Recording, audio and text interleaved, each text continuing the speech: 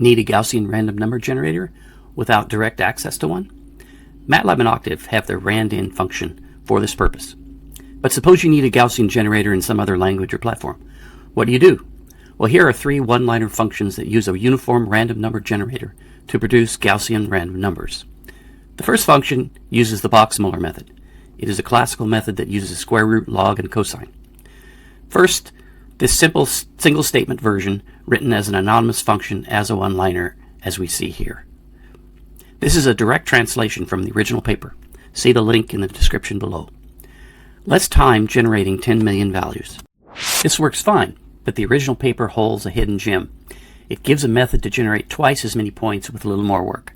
All we have to do is combine separate sine and cosine sequences. And for that, we can use the complex version of the exponential, as shown here.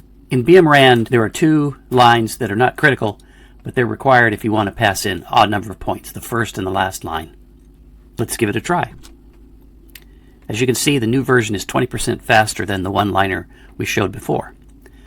This also passes the D'Agostino-Pearson random number test, colloquially known as the DAP test, just like the caulking brand. Let's give it a try. Here it declares the sampled population is normally distributed. The second method uses the inverse cumulative distribution function, or CDF method.